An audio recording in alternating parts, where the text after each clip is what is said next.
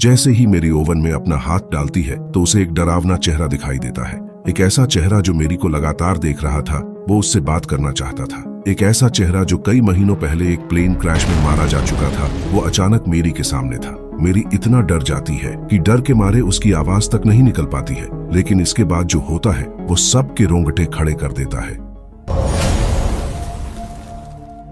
29 दिसंबर 1972 को eastern airlines की flight 401 अपने सभी पैसेंजर्स के साथ न्यूयॉर्क के जॉन कैनेडी एयरपोर्ट से मियामी के लिए उड़ान भरती है। इस फ्लाइट में 163 पैसेंजर्स और 13 क्रू मेंबर्स सवार थे। इस फ्लाइट को एक बहुत ही अनुभवी पायलट बॉब लॉफ्ट उड़ा रहे थे, जिन्हें लगभग 32 सालों का जहाज उड़ाने का अनुभव था, और इसी के साथ को पायलट और एक फ्लाइट इंजीनियर डॉन रीपो भी थे।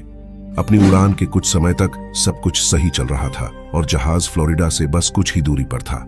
अब जब फ्लोरिडा एयरपोर्ट आने ही वाला था तो जहाज के पायलट जहाज को लैंडिंग के लिए तैयार करते हैं, और जहाज की लैंडिंग कराने के लिए आगे के पहियों को खोलने के लिए लिवर नीचे किया जाता है।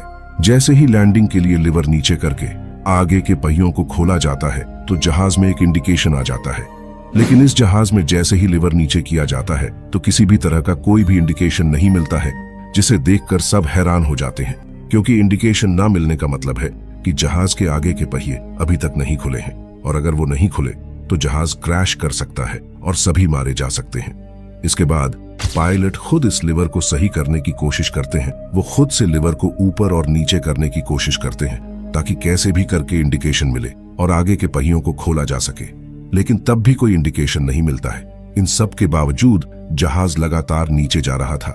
जहाज के पायलट ने ये जानकारी फ्लोरिडा के एयर ट्रैफिक कंट्रोल को दी, तो उन्होंने कहा कि जहाज को 2000 फीट की ऊंचाई पर ले जाइए और जहाज को ऑटो पायलट पर डालकर खुद से चेक कीजिए कि आखिर जहाज के आगे के पहियों के साथ क्या हुआ है। इसके बाद जहाज के इंजीनियर कैबिन में पहुंचते हैं और इंडिकेटर को चेक करते हैं।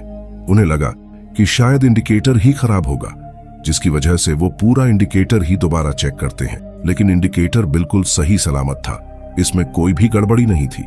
इसके बाद वो जहाज की सभी इंडिकेशन लाइट्स को एक साथ ऑन करके देखते हैं कि कहीं सिस्टम ही खराब ना हो, लेकिन सभी लाइट्स और सिस्टम सही से काम कर रहे थे, लेकिन वो इंडिकेशन लाइट इस बार भी काम नहीं कर रही थी। इसके बाद डॉन रीपो ने प्लेन के सबसे निचले कैबिन में जाकर आगे हुई गड़बड़ी को चेक करने का फैसला किया, और वो जहाज के सबसे निचले कैबिन में जाकर चेक करते हैं कि जहाज में आखिर हुआ क्या है। लेकिन वहीं दूसरी तरफ जहाज ऑटो पायलट पर लगातार उड़ रहा था और फ्यूल भी धीरे धीरे खत्म हो रहा था। डॉन रीपो ने देखा कि पीछे के पहिए तो खुल चुके हैं, लेकिन आगे के पहिए अभी भी बंद है, जिसके बिना लैंड करना मुश्किल है। इसके कुछ ही समय बाद प्लेन लगातार नीचे की ओर जाने लगा और आउट ऑफ कंट्रोल होने लगा, और जहाज अब 1000 फीट की ऊंचाई पर आ चुका था और धीरे धीरे नीचे जा रहा था।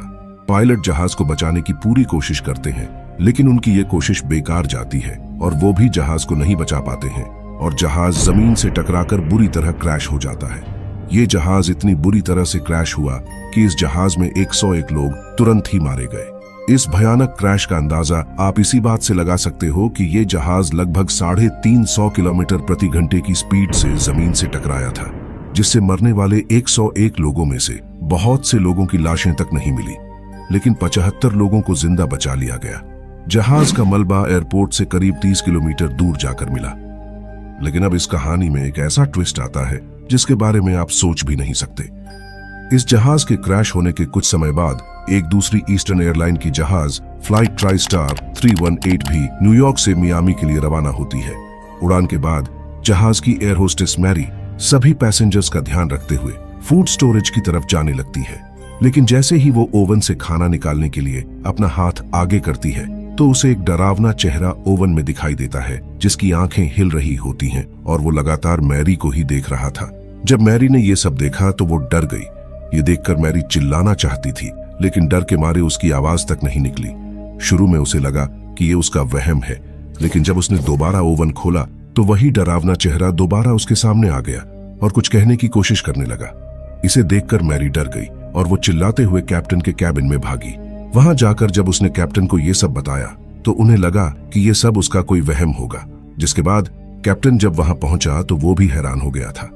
कैप्टन ने देखा कि ओवन के अंदर एक डरावना चेहरा है जो लगातार कुछ कहने की कोशिश कर रहा है। जब कैप्टन ने उस चेहरे को देखा तो चेहरे से आवाज आई कि कुछ ही देर बाद इस जहाज में आग लगने वाली है। इतना कहते ही वो डरावना चेहरा वहां से गायब हो गया। मैरी ये सब देखकर हैरान थी, लेकिन कैप्टन ने जब उस चेहरे को गौर से देखा तो उन्होंने उस चेहरे को पहचान लिया था, क्योंकि ये चेहरा कोई और नहीं बल्कि फ्लाइट 401 में मारे गए फ्लाइट इंजीनियर डॉन रीपो का था। जब ये बातें बाकी क्रू मेंबर्स को बताई गई तो उन्हें भी इस बात पर यकीन नहीं हुआ। उन्हें लगा कि ये कोई मजाक है, लेकिन इस घटना के कुछ ही समय बाद इस जहाज का इंजन अचानक ही ठीक से काम करना बंद कर देता है, जिससे पायलट तुरंत फैसला करता है कि वो इस जहाज को वापस न्यूयॉर्क की तरफ ले जाएंगे। न्यूयॉर्क पहुंचते ही सभी पैसेंजर्स को जहाज से उतार दिया जाता है ताकि इंजन को ठीक किया जा सके, और सभी पैसेंजर्स को जहाज के ठीक होने तक वेट करने के लिए कहा जाता है। इसके बाद ये देखने के लिए कि जहाज ठीक से काम कर रहा है या नहीं, इस जहाज को बिना पैसेंजर्स के उड़ाया जाता है। लेकिन जैसे ही ये जहाज उड़ान भरता है, वैसे ही जहाज के लेफ्ट इंजन में अचानक आग लग जाती है, जिससे वहां मौजूद सभी लोग इसे देखकर हैरान हो जाते हैं। मैरी और पायलट को डॉन रीपो के उस डरावने चेहरे की कई बातें याद आने लगी, जिसके बाद सभी क्रू मेंबर्स ने यह माना कि मैरी जो कह रही थी वो सच था और डॉन रीपो का चेहरा भी सच था, क्योंकि अगर इस जहाज को वापस मोड़ कर न लाते तो आज सारे पैसेंजर्स और क्रू मेंबर्स मारे जाते। जब इस घटना की जांच हुई तो पता चला कि इस जहाज को बनाने में फ्लाइट 401 के मलबे का इस्तेमाल किया गया था। इस जहाज के कुछ पार्ट फ्लाइट 401 के थे और वो ओवन भी फ्लाइट 401 का ही था, जिसके बाद इस जहाज को द गोस्ट फ्लाइट के नाम से जाना जाने लगा।